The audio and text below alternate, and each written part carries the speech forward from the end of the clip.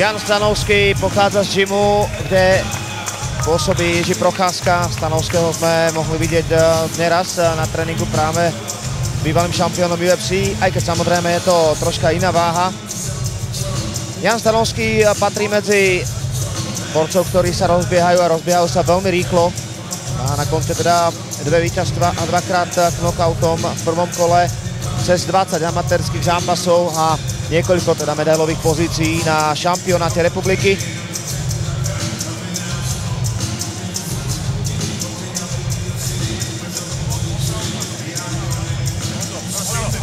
Navážené samozrejme bolo úspešne i na jeho strane, rovnako ako na strane Stevana Nikoliča.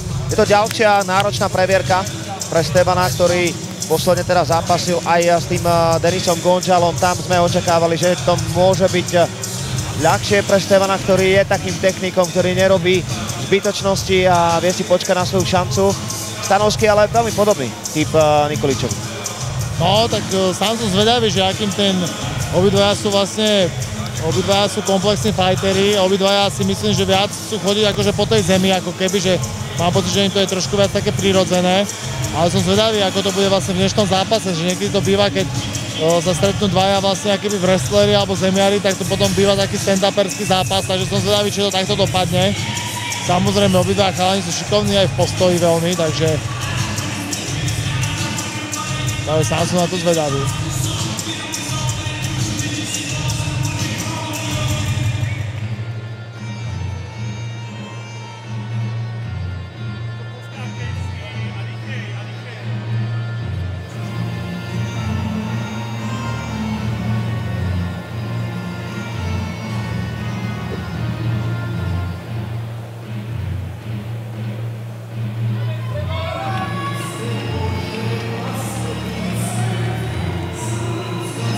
Poďme vyťahovať od Piráta exkluzívne informácie. Stevan Nikolič často na tréningu, tvrdý borec, strašne zlatý človek za mňa osobne.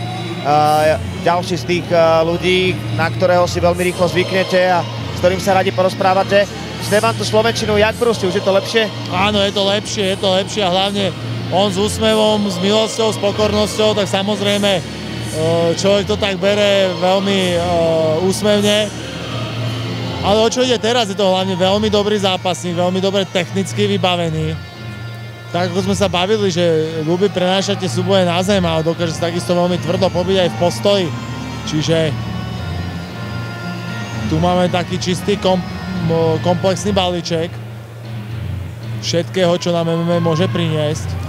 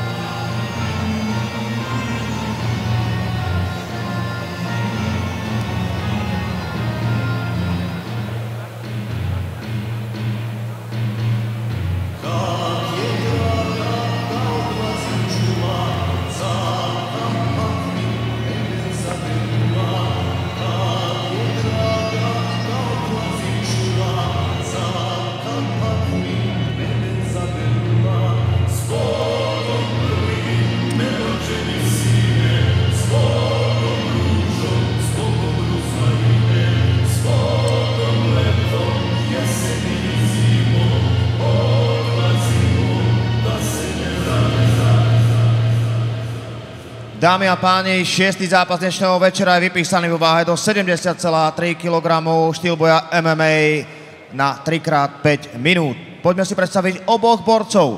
Modrý roh reprezentuje borec, ktorý bude dnes reprezentovať farby Jet Samčín Brno a prácu Martina Burkota, Mireka Prokeša, Mareka Hromádku a Filipa Lukeša. Má 24 rokov, 180 cm a 70,3 kg. Je vicemajstrom Českej republiky za rok 2022. Profiskóre na konte 2 víťazstva, 2-krát knockoutom a 1 prehra. A jeho meno je Jan Stanovský!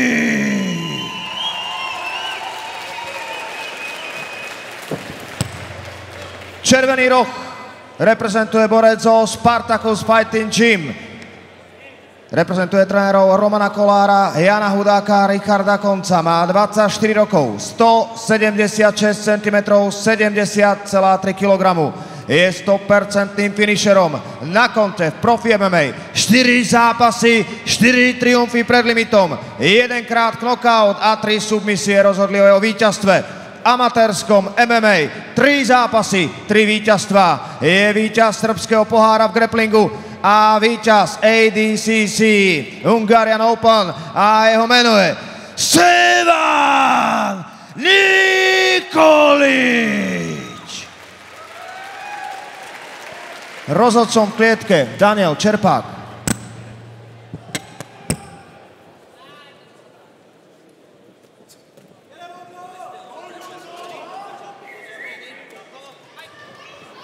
No, začíname. Kop za kop.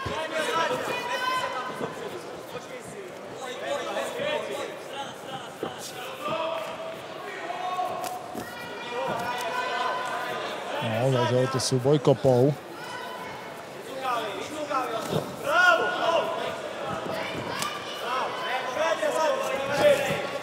No. Stanovský prichádza s pokusom ako prvý o ten takedown.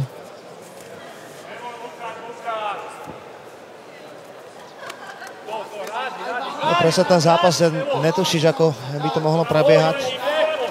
To si aj sám spomínal, obaja sú komplexní.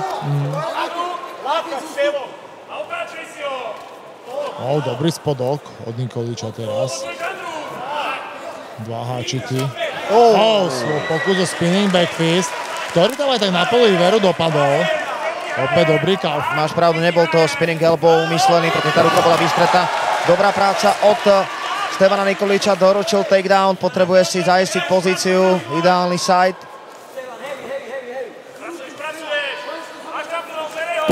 Pokus o Obistengaru sa dostáva Nikolič do halfguardu. No a veľmi dobrá robota od Stanovského, ktorý okamžite obnovuje ten guard. No a pokus o tie lakte z gardu. A tam je armbar, tam je pokus o armbar. Nikolič to pred na terénokrát zvládol, no ale Stanovský upozorňuje, že musíš na mňa dávať pozor aj zo spodu.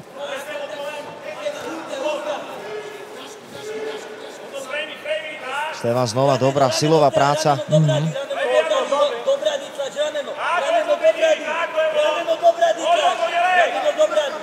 Veľmi teraz dobrá kontrola od Nikoliča tým ramenom. No ale opäť butterfly guard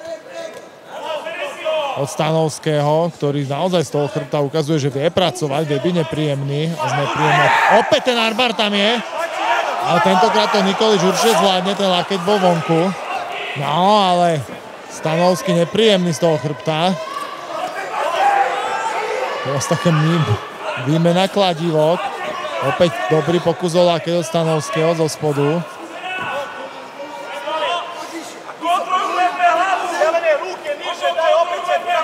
No opäť si tam pripravuje ten armbar, tentokrát Nikolič vyťahuje ruku dostatočne skoro.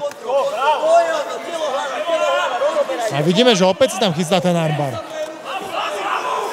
Teraz opäť do trianglu, alebo pokus o triangel. Tu sa nám opakujú situácie v tomto kole dokola.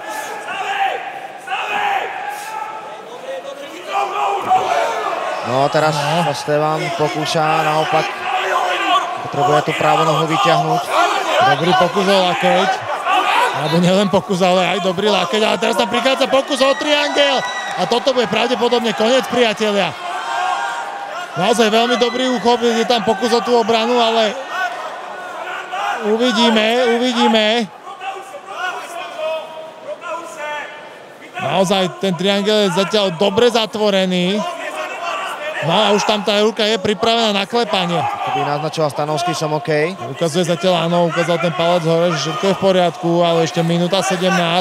To je dlhý čas do toho iba držať. Ale opäť Stanovský uniká, no, tak zatiaľ nádherná robota od obidvoch borcov. Nikolič prechádza do sajdu, no. Saj by mohol byť naozaj cestou pre Stevana Nikoliča, ale to je ľahko povedať.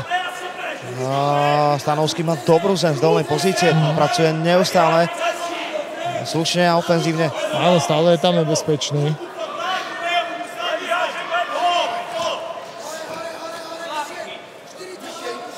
Mimoriadne ďalší aktívny zápas. Opäť pokus o ten armbar, ale opäť Nikolič veľmi dobre zareagoval.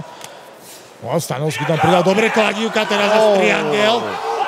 Tá situácia sa nám otáča, ale teraz to zatiaľ nemá dobre zatvorené, už to vyzerá lepšie pre Stanovského. No Nikolič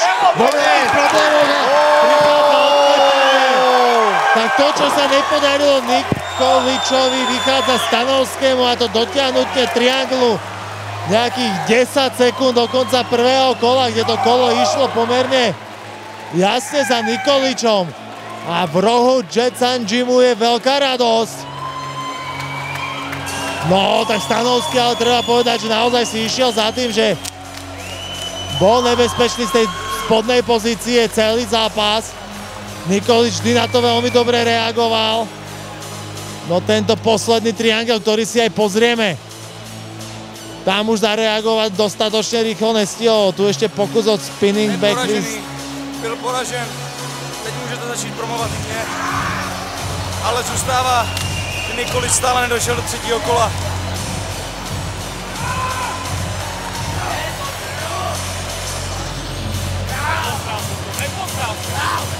Tu vidíme ešte Nikoličov triangel, kde naozaj to bolo takisto kúsok už od ukončenia. No a tu z druhej strany prišiel triangel a Nikolič odklepal.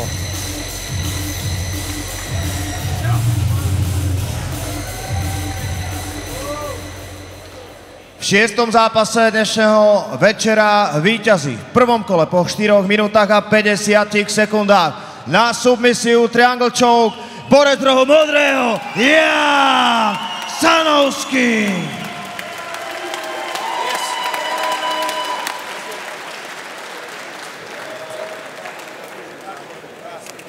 Jan, náročný, znova veľmi dobrý, dynamický, aktívny zápas. Podanie obidvoch borcov, bolo to zvyčajne na zemi. My sme znova komentovali, riešili sme čo, ako to vidíme aj my pri tom komentátorskom stolci a rozprávali sme sa s Pirátom často o tom, že či tam bol ten armbar správne chytený, ale však tie ukončenia tam smrdeli na obidvoch stranách. Ako by si to zhodnotil ty celé to prvé kolo? Nikolič mě zaskočil trochu těmi kalfkiky. Věděl jsem, že je šikovný na zemi. Hodně takhle byli promovaný. Já jsem byl hodně podceňovaný. Každopádně já jsem věděl, jaké jsou mé schopnosti. To jsem ukázal v zápase. Teďka můžete začít promovat i mě. A stále zůstává, že se Nikolič nedostal do třetího kola. Děkuji. Ne, a chtěl bych poděkovat samozřejmě soupeři za zápas na té zemi. To bylo náročný. Ohrozil mě tam nějakou trianglem, ale zachoval jsem si chladnou hlavu a šel jsem si pro svoji výhru.